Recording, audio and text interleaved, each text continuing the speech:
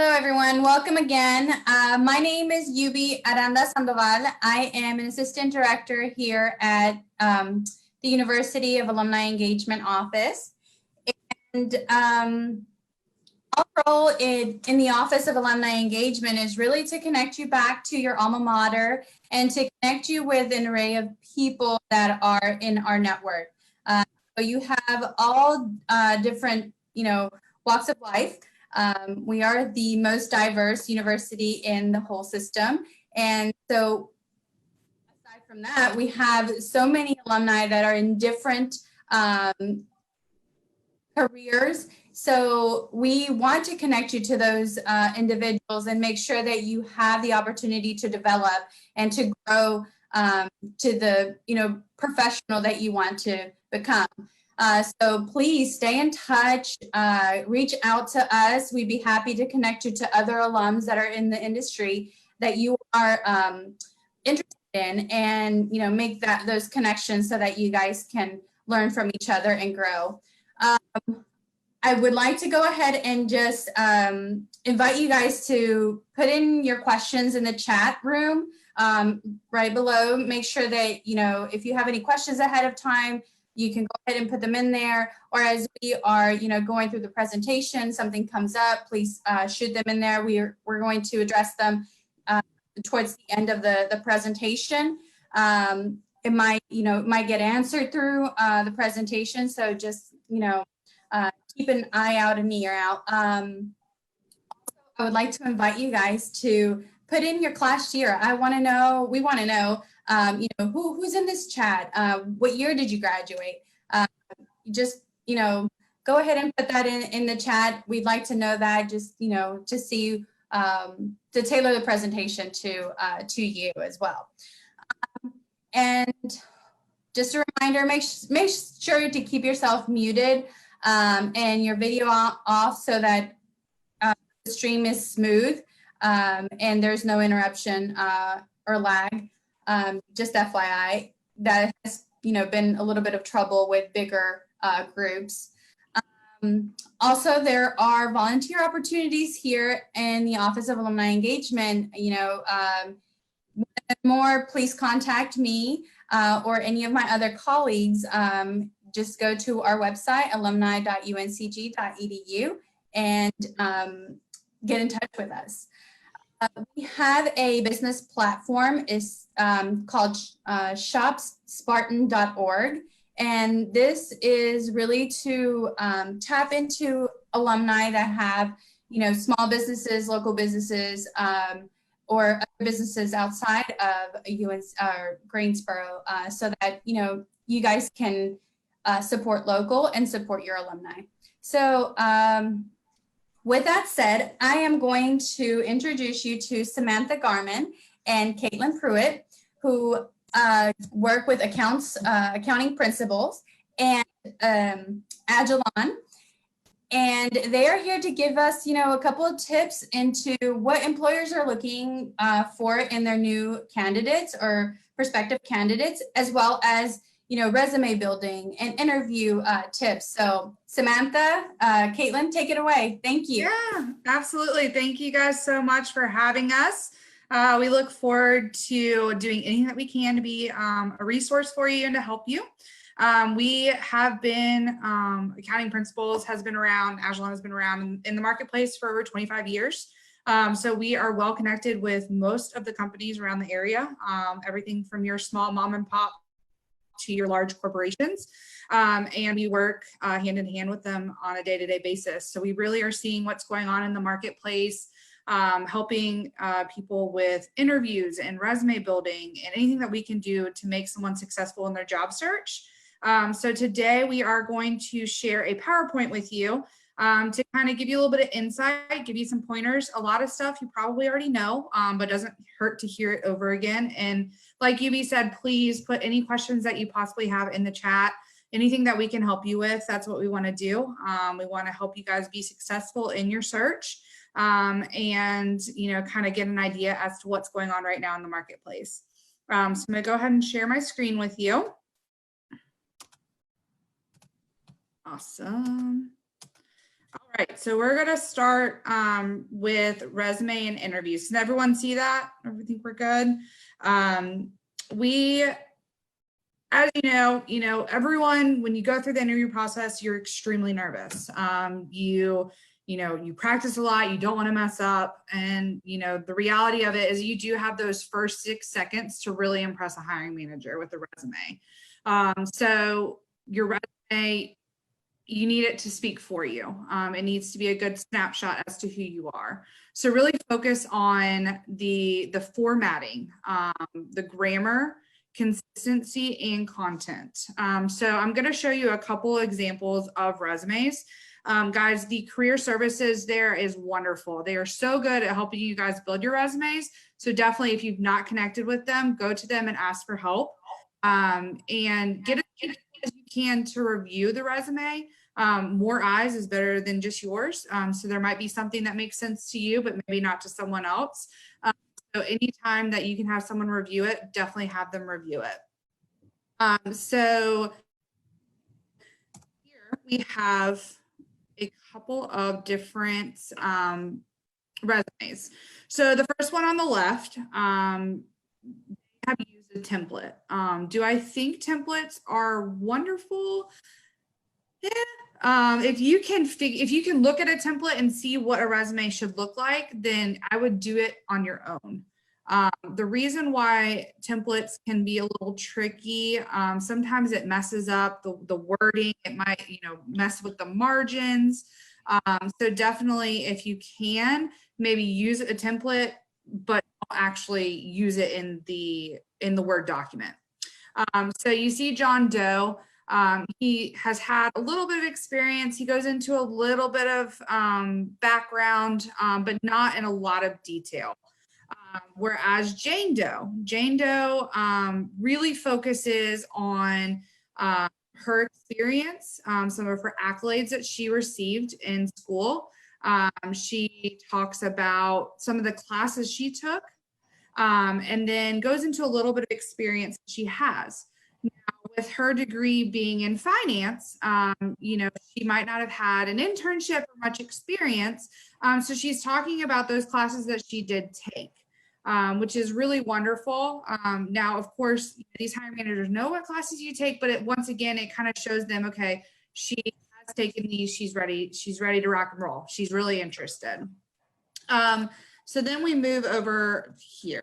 Obviously, this resume to me, if I was a hiring manager, I would immediately look, okay, this is really, really great.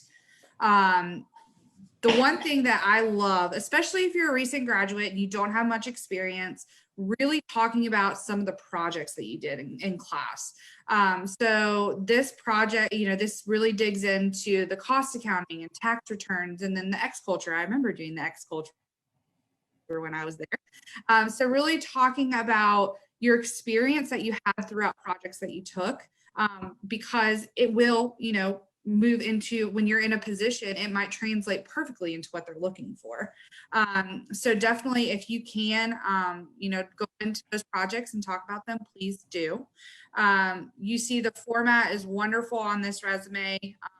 It's, very well, it's bullet points. It talks about your skills and really deep dives into those projects. So that one looks just wonderful. So like I said, definitely elaborating. So instead of saying, I changed the light bulb, you talk about perform necessary upkeep and maintenance on electrical illumination system, instituted positive change in workplace efficiency. Of course, it's a silly, example, but definitely, go into as much elaboration as you can. Use a lot of action words. I performed, I successfully, I completed. So really showing that, it also shows kind of the eagerness behind it too. So making sure that you're really elaborating and you are giving as much detail as you possibly can. Now, do you want to write complete sentences? Probably not. If you can keep it to just bullet point and action, that is going to be the most ideal. So now we're going to move on to the interviews piece that Kaitlyn's going to pick up on. All right, so we're going to go through what to expect and kind of how to prepare for an interview. So whether you are a recent grad or, are just looking for a career transition, always do your research. First and foremost, look up the company, make sure you understand how long they've been in business, maybe what industry they're in, maybe some of their competitors. So definitely make sure you at least know the information so you're not going in there with no clue what to do. And then of course, if you are given the job description, I would definitely recommend to look over it to see what you are already familiar with.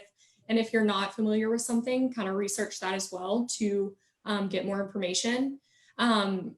If you don't have a job description, then I would recommend going online to find a position with a similar job title, just to see if you can get a basic idea for kind of the responsibilities within that position.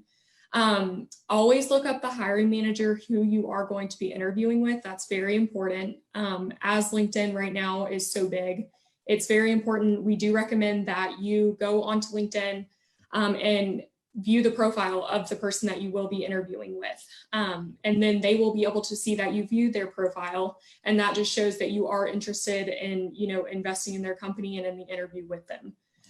And review your own career history. So while it is your personal experience and you have lived through it, definitely make sure to know which dates you worked a certain position, even if it was throughout college or high school, and your responsibilities and duties in those roles, just so you are prepared and it looks like you've, done your research beforehand.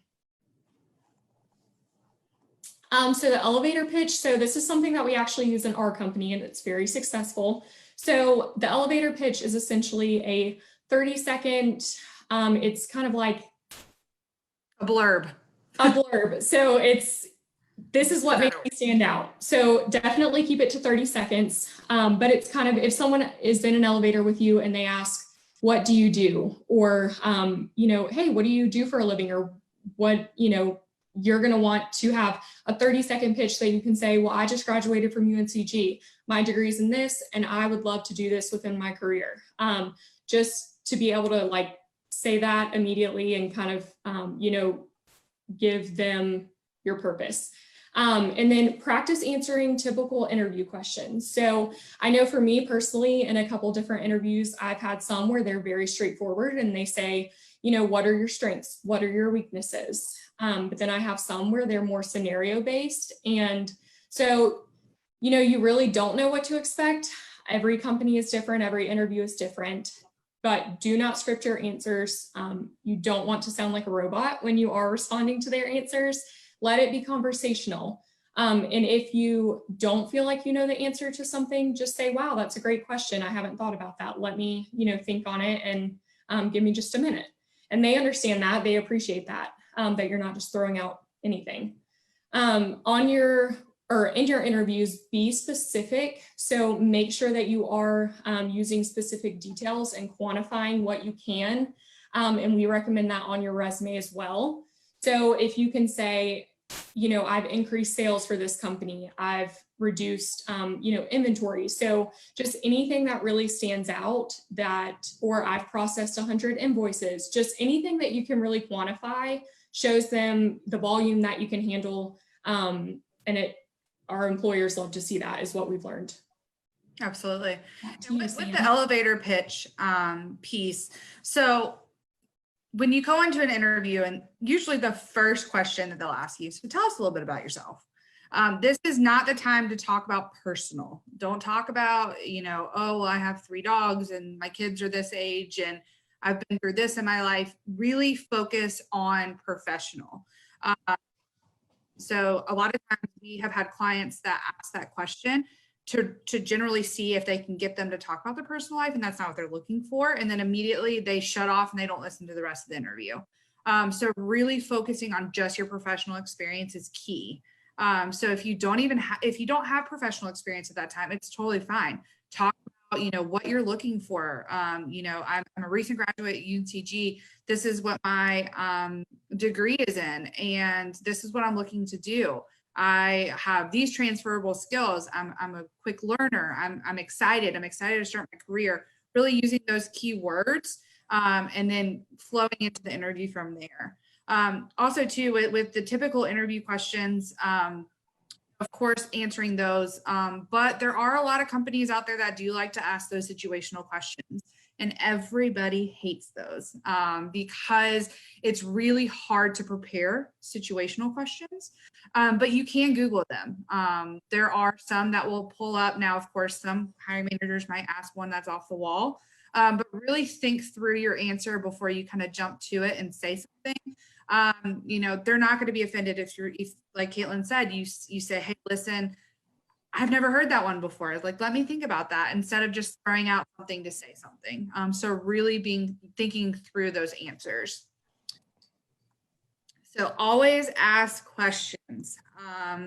It is really difficult if you've had a 3-hour interview with someone and you feel like everything's been answered, but still have something. So maybe at the end of the interview and they say, what questions do you have for us? So if you've done the LinkedIn research and you've looked at these hiring managers, maybe come up with some questions for them. You know, hey, I see you've been at this company for, 3 years and your career started here.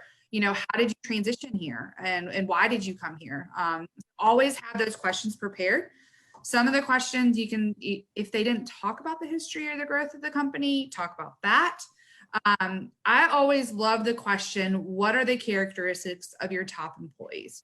Because that shows that you're eager. You want to know what those characteristics are to make sure that, hey, this is going to be a good transition for me.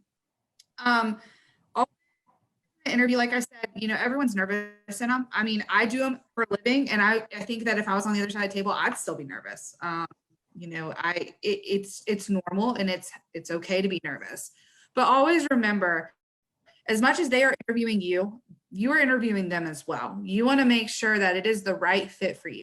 Now, of course, always, keeping that in mind in a professional manner. But, ask these questions that you would really want to know.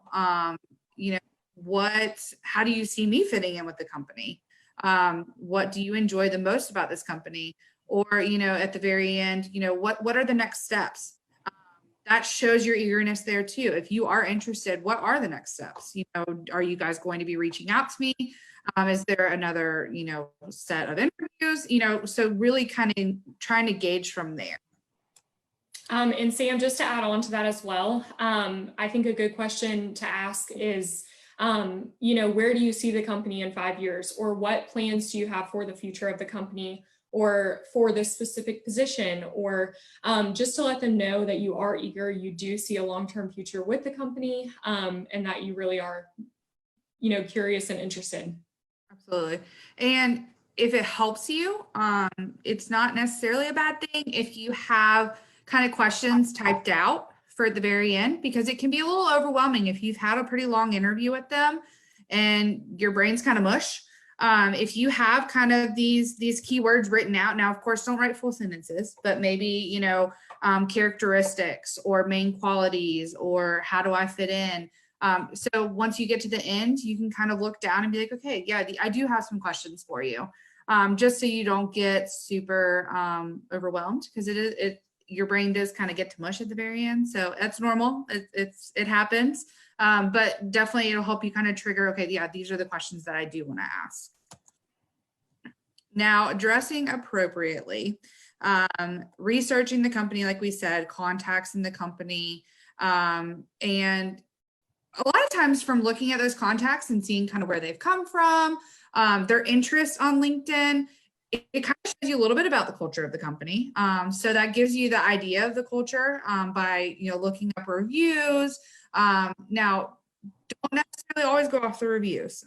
Sometimes those reviews will be negative because a lot of times those reviews are people that might have been fired or let go and they're not very happy about it. So they might not give them the best review. So don't always judge what a company is going to be off their reviews. Especially on Glassdoor. It is great to look at them, absolutely, but don't, make your own idea of what the company is after you've met with them. Clean and ironed outfit. haircut, shave your nails, or shave your nails, cut your nails. You want to make sure that you're putting your best foot forward in this interview. You know, that first 6 seconds for the resume is just as quick for your first, you know, your handshake, making sure your handshake is super firm. Now don't, you know, crush your knuckles, but definitely make sure you have a firm handshake. You have your outfit that is completely ironed. It is clean. You have no spots on you. Your hair is in a professional manner. For ladies, you know, try not to have any crazy colors in your hair if you can. You know, making sure that you look presentable. You don't have very, very long nails, and, you know, guys, making sure that you're shaved. No, you know, crazy, anything out there that you wouldn't wear. I always say, well, you wouldn't wear it to your grandma's house. So making sure that you definitely look professional, and you want to sell yourself. You know, a lot of times, as much as we hate to say it, you know, appearance is huge. And, you know, it's sometimes easy to judge a book by a cover. So you want to make sure that your cover is very, very presentable. Now, packing accordingly. Always have copies of your resume. Never assume that they have your resume. They should have your resume, but never assume that they do, because sometimes you might have extra people that just hop in that see, hey, you're in an interview, I want to hop in too. So you have a copy for them. Having your reference list always. With your references, guys, please make sure that you have contacted those people to make sure that they know that they are a professional reference for you. You can do professors. I didn't have much experience when I dove into the job search, so I used a lot of professors. I asked for permission to use them. I used some people that I worked with, like in a restaurant industry, and, you know, but I made sure that it was okay with them. Try not to use, you know, family members. And I know sometimes it can be a little difficult if you don't have a lot of experience. So maybe even classmates. Talk to your classmates before that you've worked with on a project. That can be a good reference for you too. Use or buy a nice portfolio and make sure you clean out your portfolio. So you want to make sure that your portfolio is not falling apart, but no need to spend a ton of money on it. You know, I know at UNCG, I think I actually got a portfolio when I was there, and I used that. And make sure it's cleaned out. So you might have a ton of interviews, and that's just the way it is, and that's the way it goes. And, you know, you might come down to the time you have like 4 different ones you have to choose from, and it's super exciting. But make sure that when you go into that interview, your portfolio is prepared for that interview. You do not have any other companies in there. The best thing to do, and I love this hack, is go on to their website and print the first page that has their logo, has maybe their about us, and have that in your left side of your portfolio. So when you open it, that's the first thing that shows up is their company website. And then have your copies of your resume there. Make sure that there's no cards from other hiring managers from different companies, but it's really focused just on them.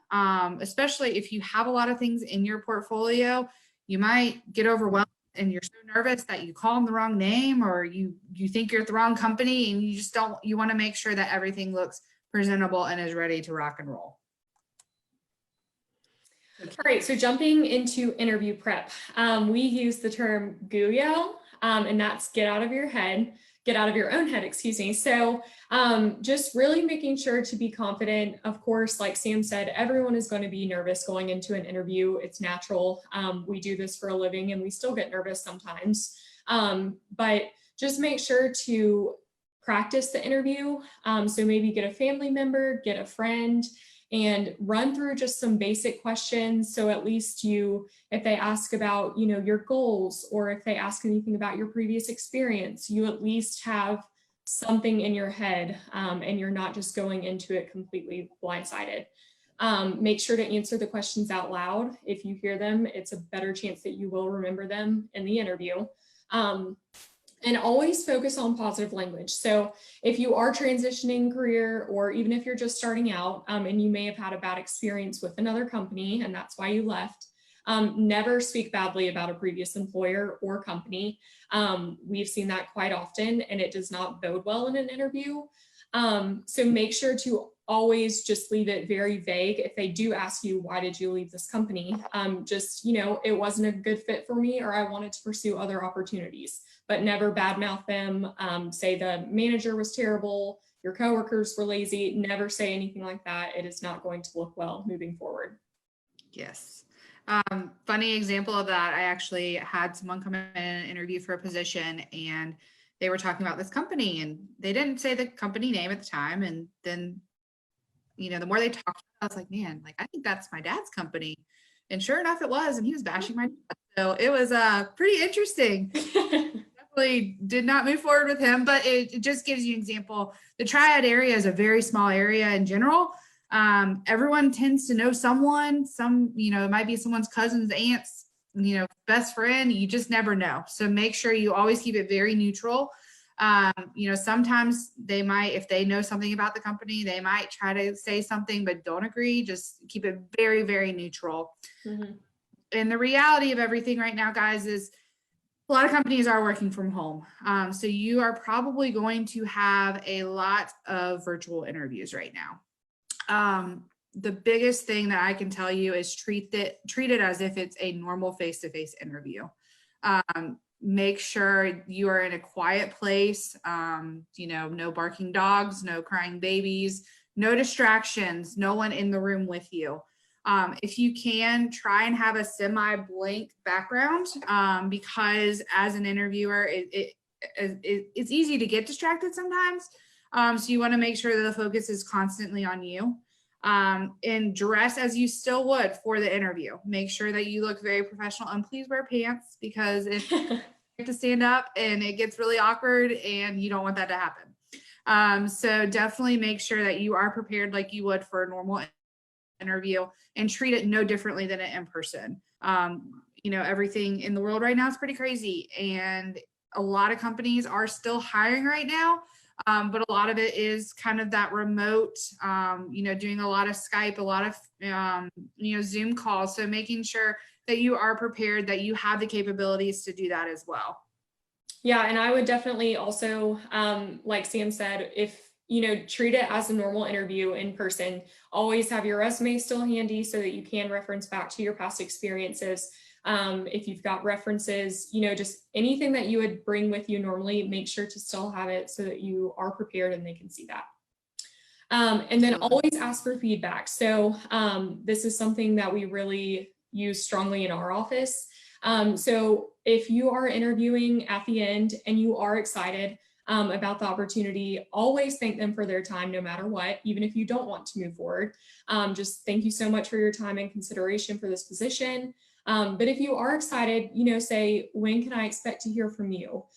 What are the next steps in this process? And like Sam mentioned, you can even ask how many other candidates are in the running for this position. If they do not end up going with you and they choose another candidate, it's okay to ask for feedback, to say, well, I really do appreciate you letting me know. What can I do to improve in my next interview?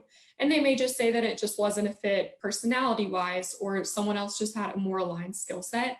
But they will appreciate you asking for the feedback so you can improve on your next interview. And then we always recommend to send a follow-up letter. A thank you letter goes a long way. And if you don't have, the address or the email address, try to look on LinkedIn. If you at least have the company's main address, you can use that and just mail it to the hiring manager specifically. But definitely we recommend to send the letter. Thank you for your time. I really enjoyed speaking with you guys and learning more about your company and the position. And just making sure to let them know that, you are excited or you understand. But either way, keep it professional. Absolutely. And, I think the number one thing that we hear the most from, people that are on the job search is, I just didn't get any feedback. I just got the generic, sorry, but going with someone else, sorry, not sorry kind of thing. I just want feedback. I want to know where I can improve. And we understand that is the most frustrating thing. I was on the job search when I first graduated. I had no experience. I had no idea what the heck I wanted to do. And that's okay. That's totally normal. And that's why you go through the interview processes of trying to figure out, okay, what is going to be the right fit. And, it's pretty rare that the first interview you go on that you land. So it's okay to, try and figure it out. And if anything, it makes you more comfortable with the process. But it can get very frustrating. And don't get down on yourself. Every single person has gone through it where they're getting, they might have interviewed 15 times and no feedback and what the heck, what's wrong with me? Try not to think that way. If anything, it just wasn't the right fit, and the right thing will land in your lap and you will end up finding your dream job eventually. Definitely try and be patient with the process, and try not to get down on yourself because it can be very frustrating and everyone's been there. But eventually you will land in the right position. Yeah, and especially be patient right now, I think even more so than ever. I know Sam kind of mentioned it, but just because, we have candidates who apply to 50 places and they may only hear back from a couple. Again, don't get down on yourself. Things are especially crazy right now. And so companies may be so scrambled that they may not even be able to look at your resume for weeks. So just stay positive. Like Sam mentioned, the right position will come and it will be worth all of the frustration. Yes, it will. Yes. Now to kind of dive into this crazy world we're living in right now. As you can tell, me and Kaitlyn have both been working from home now for, I think we're on week 10. Yep. As most companies are working remote. Now, of course, those essential businesses are still rocking and rolling.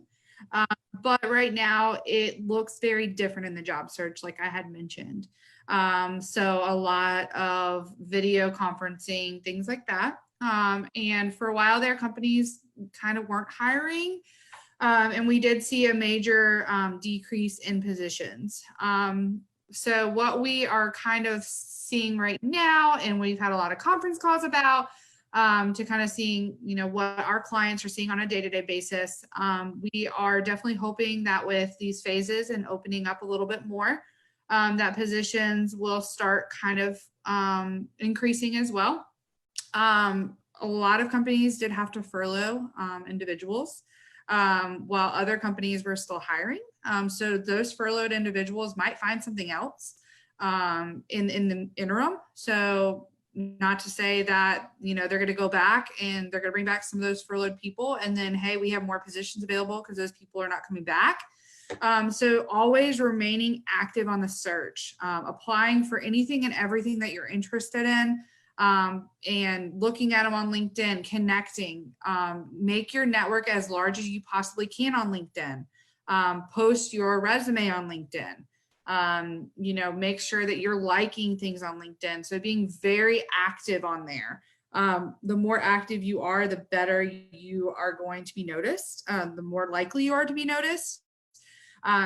I know that one of my clients had found someone on LinkedIn just because they liked their post and they just randomly clicked on them and they were like, oh, cool background. Like, I'm just going to reach out to them. So definitely making sure that you are connecting with anyone and everyone. If you think that you might be interested in what they do, connect with them.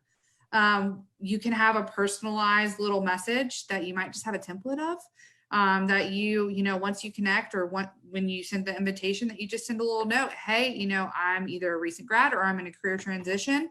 This is what I'm looking for. Would love to connect with you.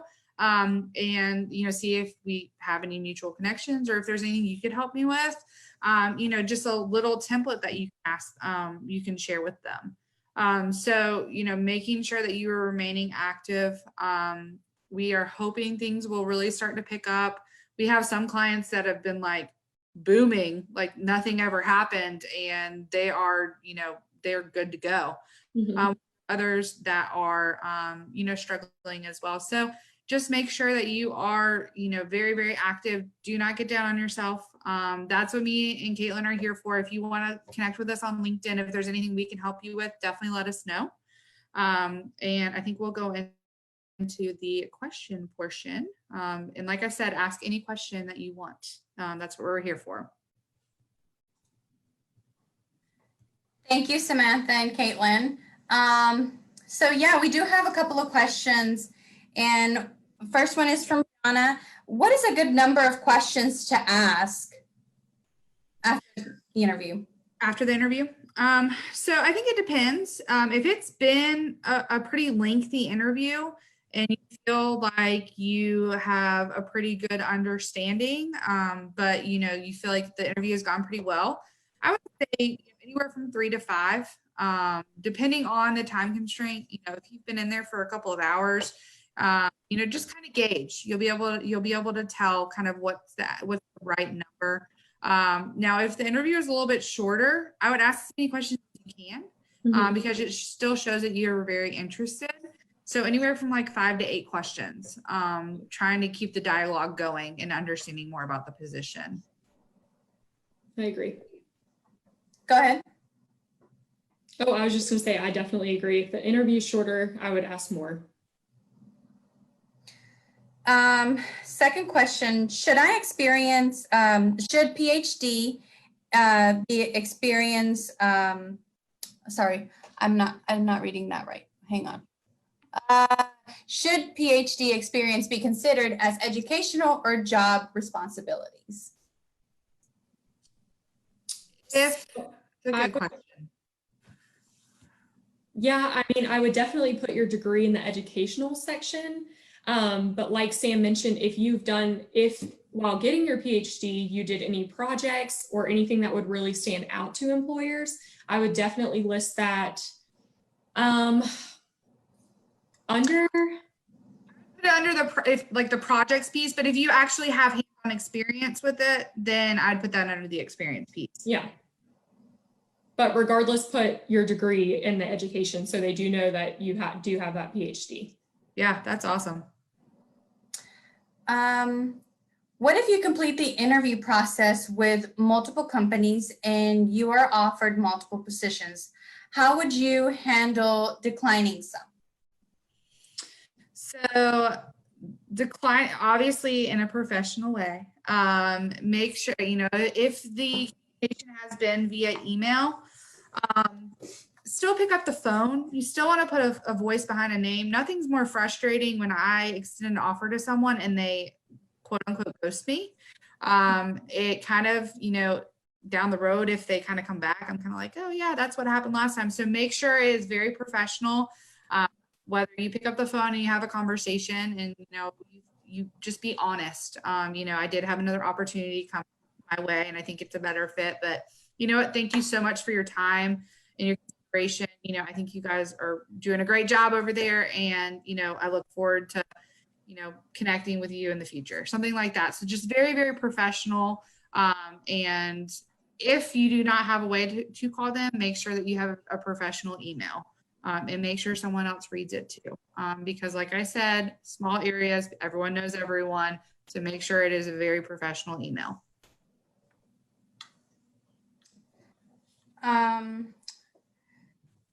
So what is the best way to practice for an interview? There's so many. Yeah. In front of a mirror always. I don't know if you guys know this, but it is very easy to talk very fast, and I am really bad at it. I catch myself talking so fast that I'm like, there's no way people are understanding what I'm saying. And the best way to really practice, actually, I know some of us have mirrors at our desks for us to look in.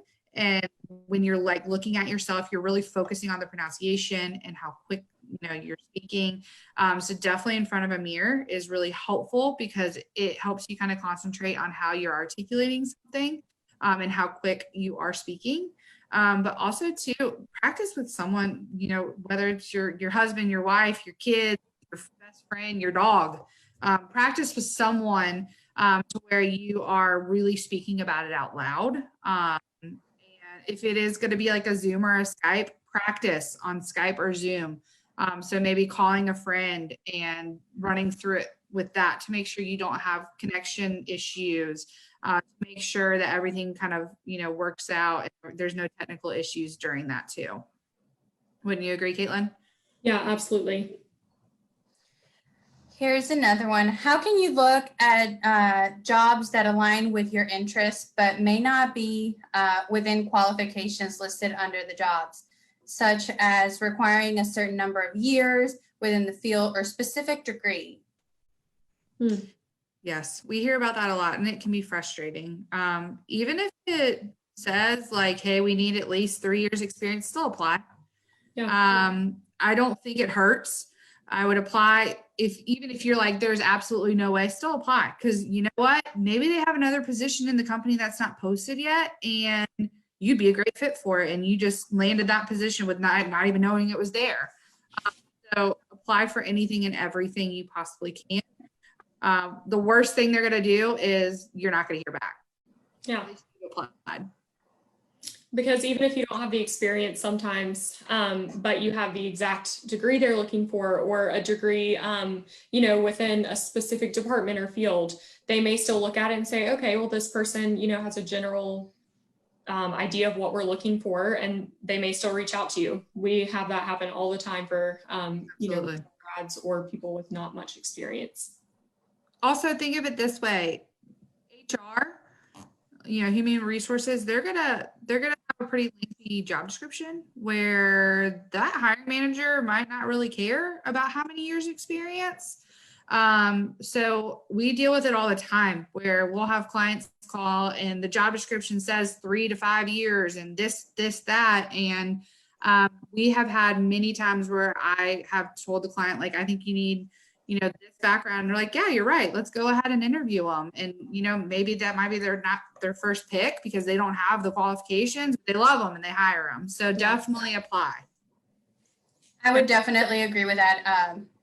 That as well. Make sure you apply. It does not hurt to apply, even if you don't have all the qualifications or the number of years of experience. Absolutely. Great question. Let's see. If you feel as if you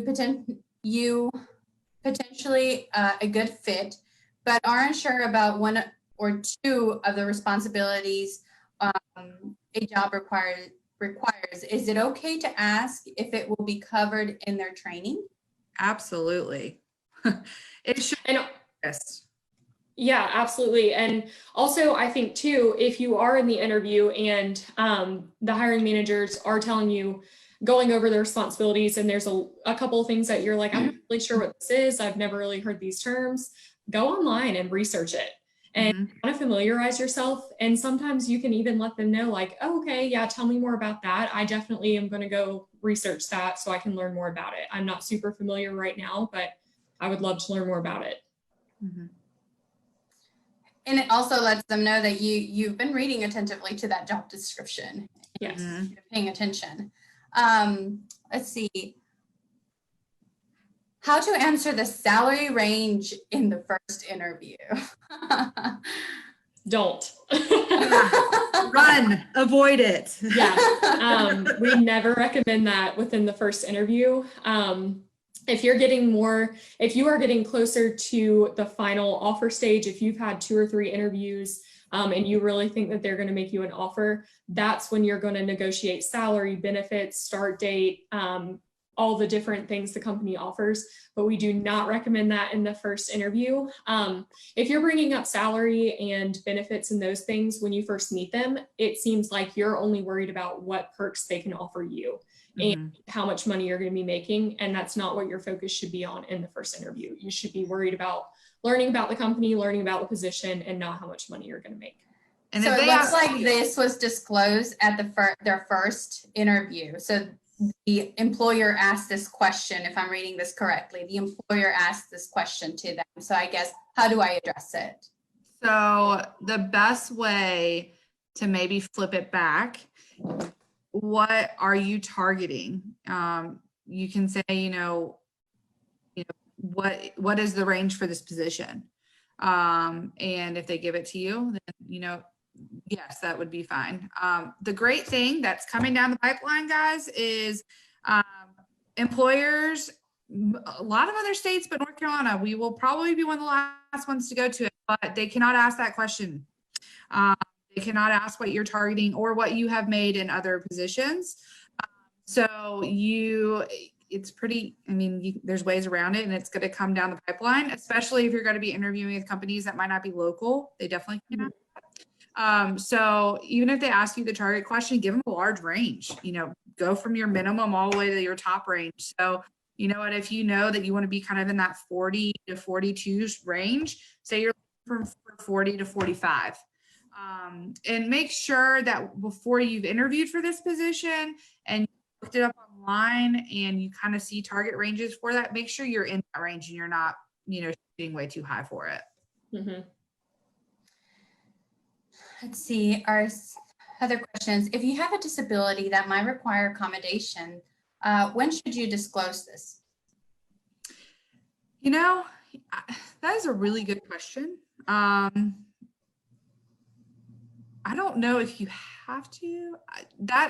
I don't think you have to. I don't think in the interview process. Yeah. I think that it's protected. And I mean, I don't know. That's a really good question. And what I can do, I can actually look into that in more detail, and I can get back to you on that, UB, and you can share that information. Absolutely. Yeah.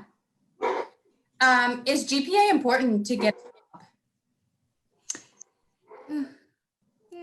Well, not as important. Who else on this call? Let me ask you that. Now, if you have a really awesome GPA, put that on your resume. Absolutely. Yeah. Shine through it. You did an awesome job. If it's a little bit lower, I wouldn't worry about it.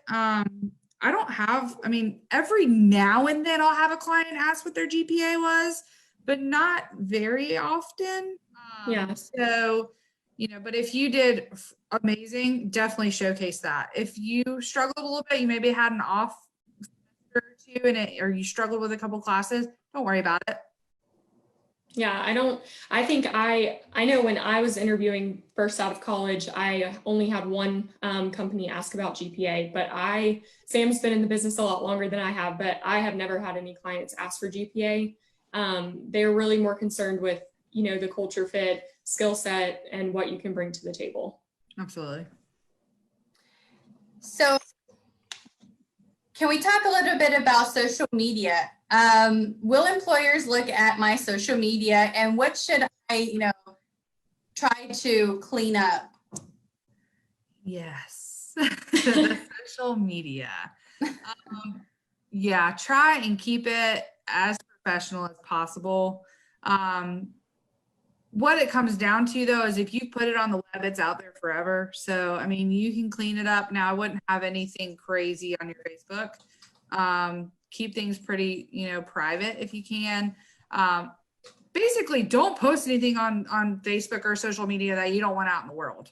Because, you could even remove it and someone could Google it and find it. So, of course, all of us have our crazy college pictures that we might have posted from a very long time ago that haunt us to this day. But, and, from here on out, keep it very professional on all pages. Keep it very, mutual. Some companies do look at that. Sometimes they like to creep on it. But, just make sure that there's nothing like super crazy on there that you really need to remove. People know that you have your social life. It's okay. But make sure it's pretty neutral if you can.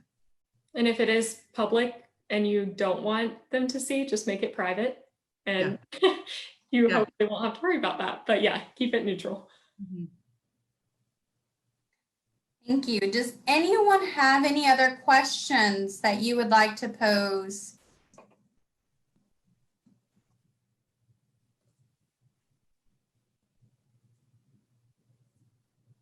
I think this has, I don't see any coming in, and we don't have any from our Facebook page that I noticed. So please feel free to email us your questions if you weren't able to ask them, or,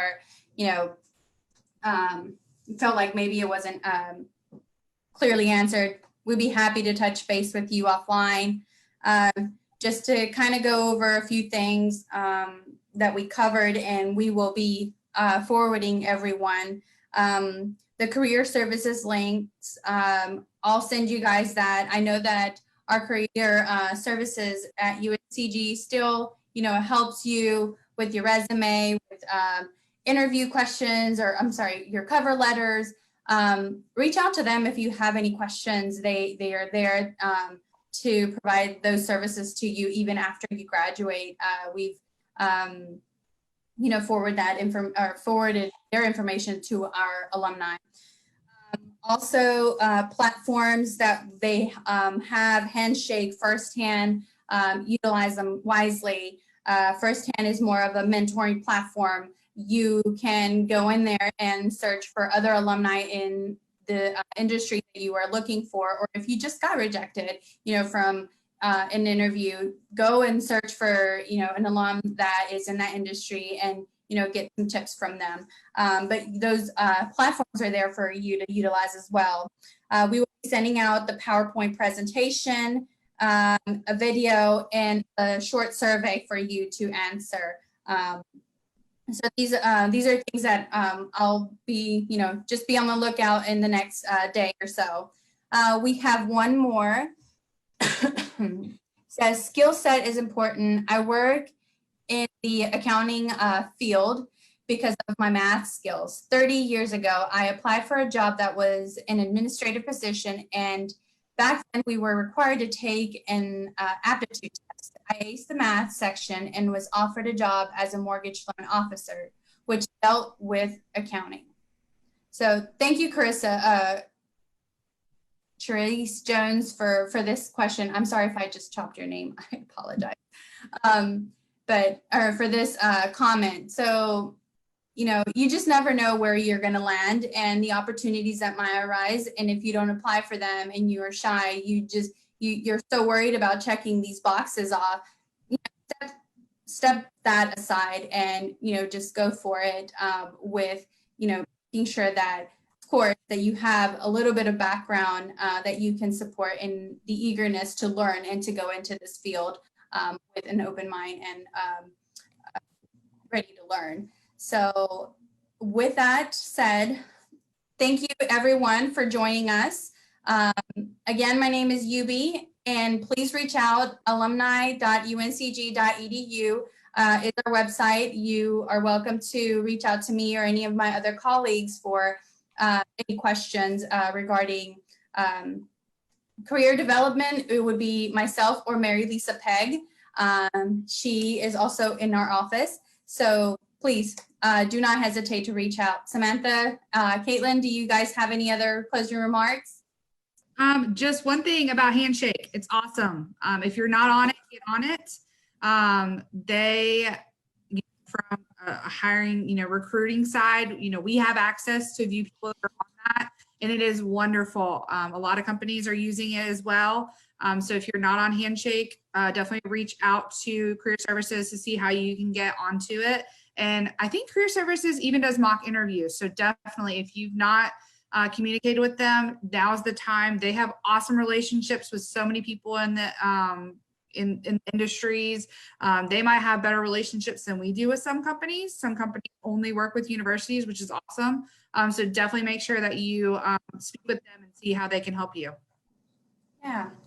So thank you so much, everyone. And again, we'll be sending out a survey. In that survey, I would love to hear from you to know what other topics you would like for us to, push out, because these are very important, very relevant to you. So thank you guys, and we'll talk to you soon.